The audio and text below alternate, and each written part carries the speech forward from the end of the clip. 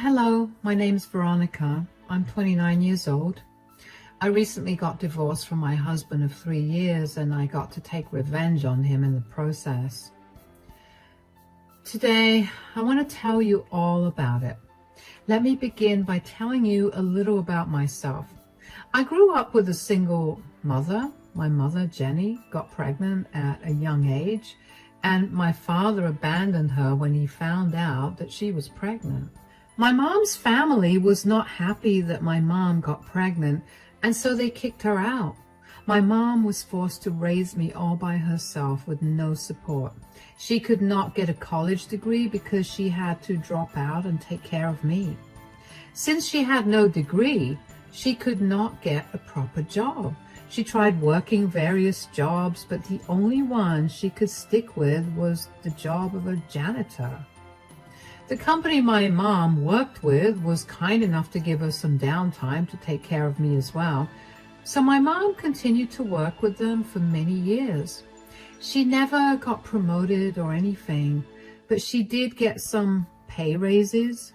She worked that job for years because they paid her really well, and she could afford a lot of things for me.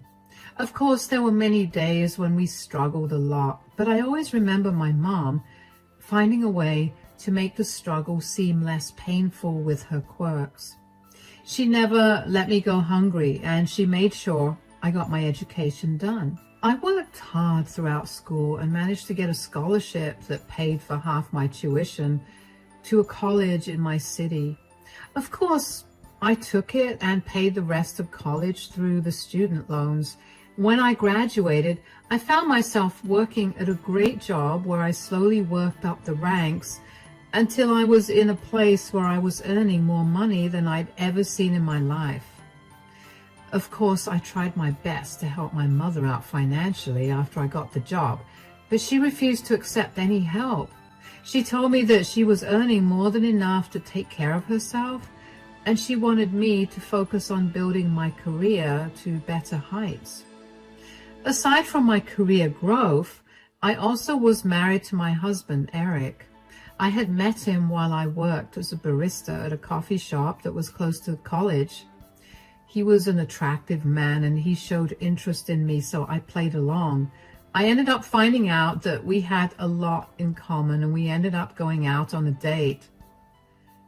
We started dating and we were inseparable. After dating for 5 years, we decided to get married.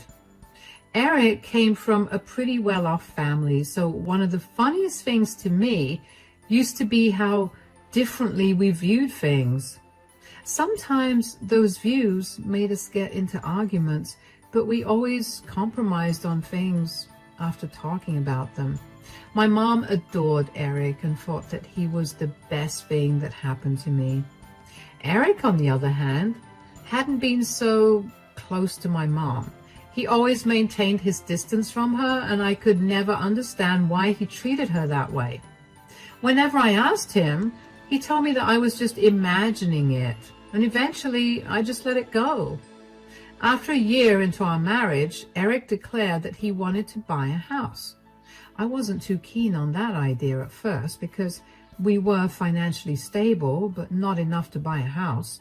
Eric was adamant about buying a house, so I eventually gave in. He had just enough money for the deposit of the house and we ended up liking, and he told me that he wanted the house in his name, so he'd pay for it. I tried to fight it, but Eric told me that he was doing that whether I liked it or not.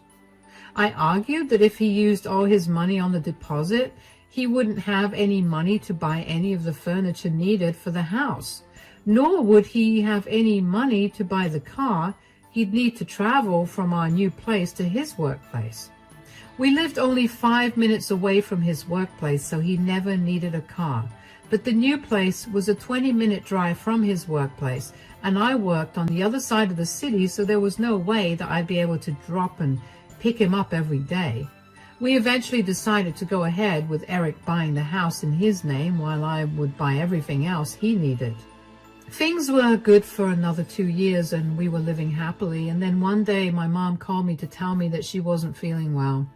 She sounded really sick over the phone, and I got very concerned. So I rushed over. I let myself into her apartment with the spare keys she gave me, and I called out to her.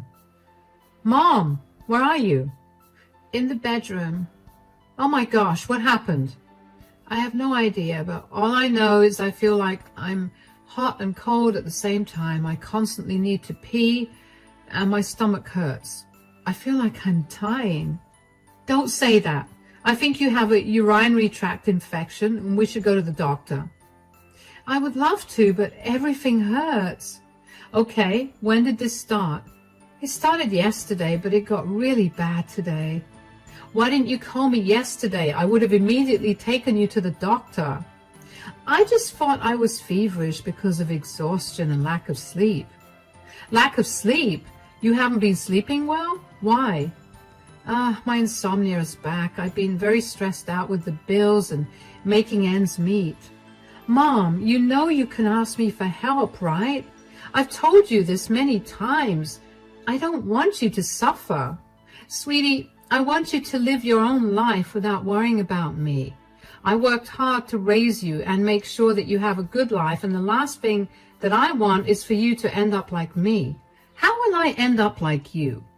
Helping me out will make you run out of your money. I couldn't save enough money for you to go to college, so I know you have those loans to pay off. You have a mortgage to pay for, and you have your own expenses. I don't want you to be financially unstable because of me.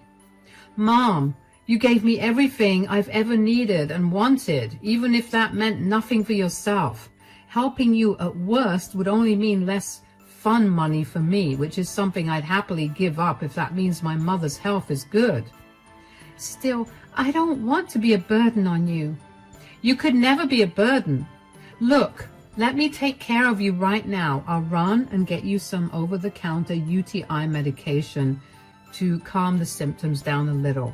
When you feel a little better, we'll go to the doctor and get you some proper medication and treatment. Then you'll come to stay with me, where I'll make sure you recover properly. No, I'll stay here. I'm already troubling you like this. There's no need. Mom, respectfully, I didn't ask you if you wanted to stay with me. You're doing it. I'll be back in 15. Just hang tight. Before I could leave, Mom asked me to help her go to the bathroom because she was in too much pain to move. After I'd helped her and got her back in bed, I rushed out of the house and went to the nearest pharmacy to get my mother some medicines. I was no stranger to UTIs because I usually got so focused on my studies or my work that I often forgot to take proper care of myself. So I knew what my mom was going through. However, my UTIs were never so bad. They were usually cleared with some over-the-counter medication and lots of water. I knew that my mom's UTI was not the normal kind, not only from the symptoms she described, but also from the way she looked. She looked frail and very sick. She couldn't get out of bed to even use the washroom without my support, which she needed to do often considering her issue. When I got back, I gave her the medication and stayed by her side for 2.5 hours before she was finally feeling better enough to go to the hospital. I tried to get her to call an ambulance, but she refused because she didn't want to pay the bill for the ambulance. I tried to tell her that I would cover it for her, but she refused. I figured it would be best for me to listen to her because, believe me when I say it was a miracle that I even managed to get her to agree to go to the hospital.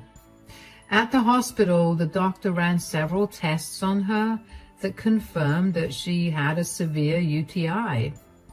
She was severely dehydrated, so they hooked her up on an IV and prescribed some pretty strong medicines to help her get better.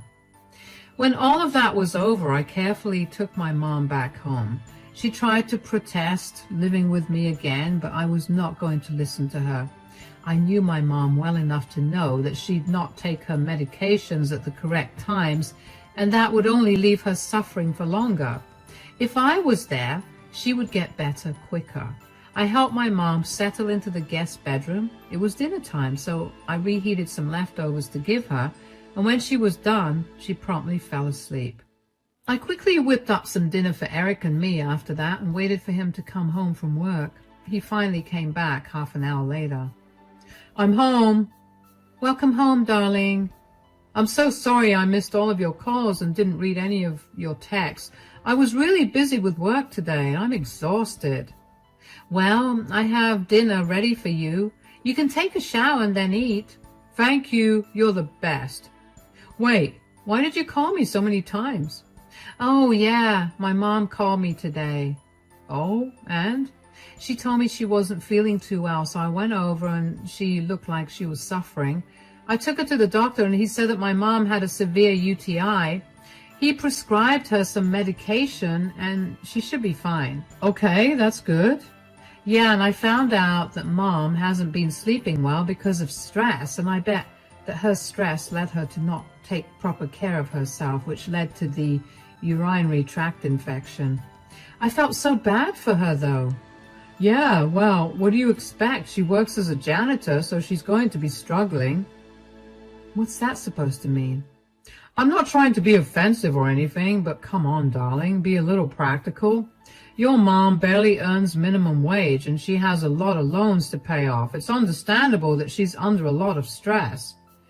Yeah, I know that, but I felt really bad for her, so I invited her to stay with us until she got better. What? She got into this mess because she forgot to take care of herself, so I'm going to make sure she gets better. At least this way she has someone to monitor her, and I get to be at peace knowing she's fine. How could you just invite your mother to stay with us without asking me about it? Why do I have to ask you about it? 4 months ago, you brought your mother to stay with us for 2 entire months because she was bored with her house, and you didn't even ask me about it. I had no problem with it. My mom is genuinely sick, and I didn't think that it would be a big deal to let her stay here. It's more than a big deal. This is unacceptable. Your mom can stay here for tonight, but she has to leave tomorrow. That's not happening. Why do you have a problem with her recovering here? My problem is that your mom is a janitor. I can't allow a low-class janitor to live here. Excuse me? So what if my mom's a janitor? That doesn't change the fact that she's suffering right now, or that she's my mother. I don't care. My house, my rules. You want to take care of your mother in your house, buy yourself a house and do it there. Get her out of here by tomorrow. I'm probably going to need to get the room deep cleaned tomorrow. That's something you have to pay for, by the way. If my mom leaves tomorrow, I'm leaving too. Don't be dramatic, Veronica. I get that you're emotional because she's your mother, but you have to know that people like her are known to steal and damage reputations. When has my mother ever given you a reason to think that way about her? She hasn't, but that doesn't mean she won't. I mean it. You need to get her out by tomorrow, or I will be calling the cops. And they will definitely remove your mother from the house when they see that I am the only owner of this house. Nothing you say will change what I want. You're doing all of this because the house is in your name? Yes. Okay, you're going to regret this. I left him standing there and I stormed up to our room. I was so angry I didn't even think to eat. Suddenly it hit me why Eric had always been treating my mother so differently. He saw her as a filthy peasant instead of my mother. He knew very well that she had struggled to raise me and how grateful I was to her for giving up on her career for me. He knew how she had been the one to push me to study hard, which helped me get to where I was. I couldn't wrap my head around how he could see my mom as anything less than a powerful woman. What was more angering was his attitude towards letting her stay with us. There had been more than one occasion where he'd randomly invite his parents to stay with us, and I had never had an issue with that. They were never sick or anything. They just wanted to spend time with him. I realized then that the reason he wanted the house in his name was because he wanted to be able to decide who was allowed into the house. That was when I made up my mind to get back at him. Since he was able to decide who could enter the house because it was in his name, I would play that same game with him. I would take everything in the house that was mine, the furniture, the car that he'd been using for 2 years, and our dog, Rocky, who was under my name. I didn't talk to Eric that night, and he never made an effort to talk to me either. The next morning, he only spoke to me to tell me that he was going out with his buddies to go golfing and that his friend was coming to pick me up. He reminded me again that I had to get my mother out of the house by the time he was back. I ignored him and went to make my mom breakfast. By the time I was done, Eric had already left. I walked into my mother's room and saw her looking much better, but I still asked her how she was doing. "How are you feeling today?" "A little better. I finally managed to sleep last night. Thank you so much for letting me stay with you guys." "About that. What happened? Is everything okay?" "Eric and I kind of got into an argument last night." "Oh no, did he not like me staying here? I can go. I told you that the last thing I wanted was to be a burden." "I also told you that you could never be a burden. And yes, you'll have to go, but I'm coming with you." "What? Why?" "I'm going to get a divorce from Eric." "What? All because of an argument about me?" "Sweetie, I know you're protective of me, but you need to talk to Eric about how you feel. You can't just divorce him because he did not want me to stay in his place." "Mom, the issue was not just that he didn't want you to stay here. It's why he didn't." "What do you mean? Have I done something against him?" "I'll apologize to him so you don't have to get a divorce." "You did nothing to him, Mom. He's just a disgusting elitist." What do you mean?" "He didn't want you staying here because you're a janitor. He obviously did not like that. I tried to fight him, but he told me that it was his house, so I had to follow his rules." "I'm sorry that I've come between you and Eric. I know what I do isn't the best, but it's all I can do considering I never got to finish college, and this was the only job I could get when I raised you all by myself. I've been doing this for so many years and that nobody would hire me for anything else. I tried my best to shield you from any insults because of what I did for a living when you were growing up, and I had hoped that it wouldn't affect you as an adult. But here we are." "Mom, you have nothing to say sorry for. You did the best you could with what limited resources you had. And I can assure you that your profession has not affected my adult life at all. Eric is just a douchebag, and he can't seem to see past people's social classes." "There's nothing I can say to convince you to not divorce him, right?" "Absolutely not. I do not want a man who can so easily disrespect my mother for her class in my life. Would you be okay if your partner disrespected me because I worked as a janitor?" "Never. You're right. I just don't want you to be a divorcee. You're so young and I want you to have a better life. I know that what Eric said was disgusting and I was not trying to excuse it at all. In fact, I think you should do something to get back at him." "Oh, believe me, I was going to do that anyway. Since he's such a stickler for being able to do whatever he wants because he owns the house, I'm going to take away everything that's in my name." "That's perfect. Wait, what do you own?" "For starters, I bought all the furniture in this house." "You did? How did he buy a house and not furniture?" "He wanted his name to be on the deed and title, so he spent all his money on that. I had to buy the furniture because I didn't want to sleep on the floor." "Wow, he seems very irresponsible with his money." "That's not even the worst of it. The car he drives, I bought it. It's under my name. We couldn't use only my car because we work on 2 different sides of the city, and he did not want to use public transportation. I'll take that too. And lastly, Rocky is my dog, so I'm taking him too. And I'll do it when Eric is not here." "How are you going to take all of this, especially the car? Won't Eric see it?" "Today is the perfect day to do all of this. He's out golfing with his friends, and his friend came to pick him up. I'm going to drop you off at home and then get a U-Haul and take everything away." "All right. I'll ready the apartment first then." "You don't have to do that. You just rest up, okay? let me take care of everything. I helped my mom get into the car and dropped her off at her apartment. I then hired a U-Haul and called a few of my friends to help me move everything out of the house. It took us 3 hours, but when we were done, the house was entirely bare.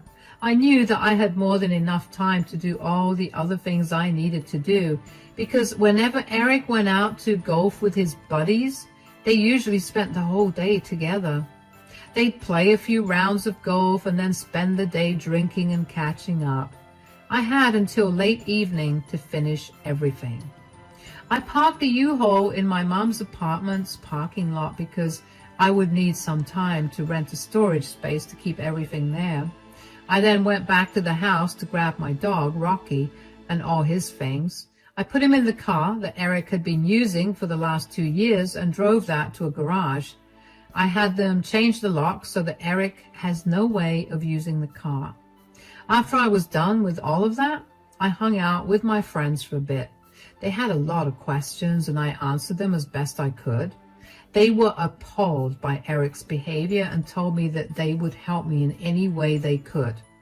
One of my friends knew a very good divorce lawyer in our city, so she gave me his contact number.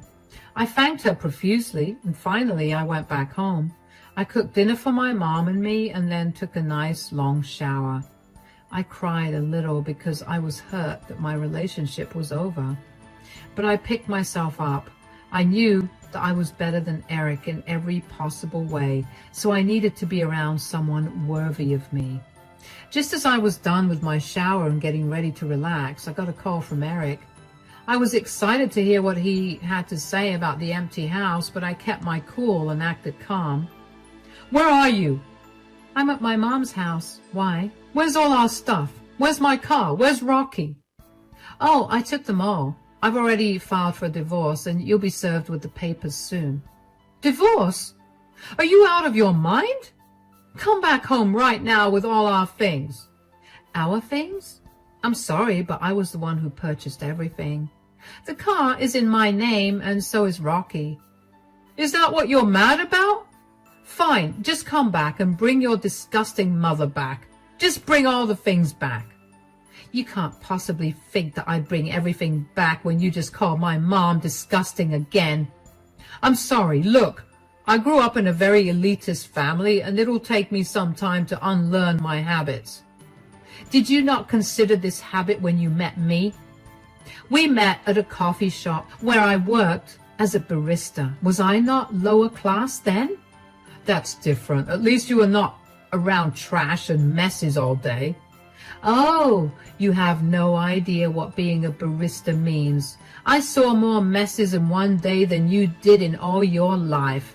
Not only did you insult and disrespect my mom, but you also insulted and disrespected her hard work. You know how much she struggled to make sure I had a good life, and you just spat on it last night." "I knew you were emotional about your mother, but I never expected you to be this emotional.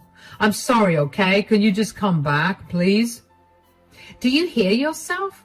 You don't sound like you're sorry at all. You're just saying it because you want all the things you used back." "Of course I want those things back. How do you expect me to go to work or anywhere else without the car? And I love Rocky. I want to take him on walks again. You can't take him away." "Well, my car, my rules. My dog, my rules. If you want to enjoy those things, get them yourself."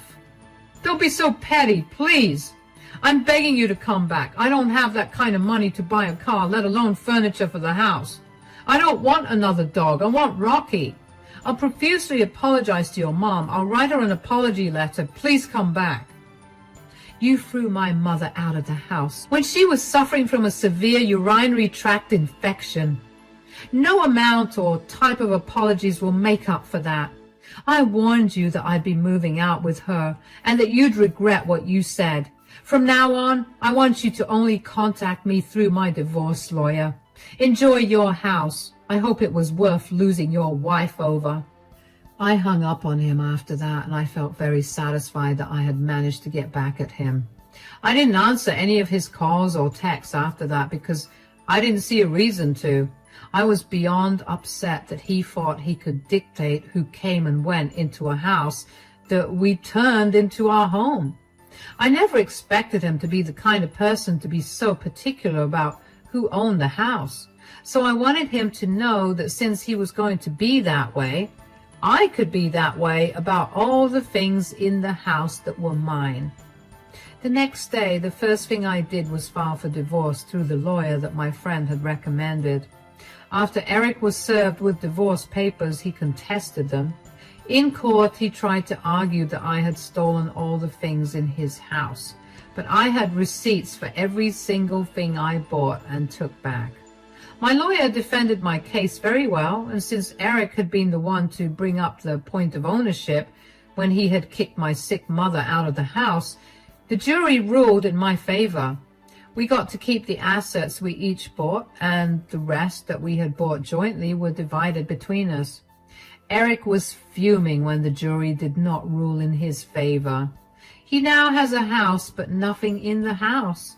And the thought of him having to shell out thousands of dollars to furnish the house again made me incredibly happy. After our divorce was finalized, I got a lot of calls from Eric and his parents calling me a lot of horrible things. I blocked Eric, but responded to his parents and told them that they were part of the reason that Eric was going through what he was going through. They were in no way rich, and they just acted like they were. And they inculcated these elitist views into Eric's mind.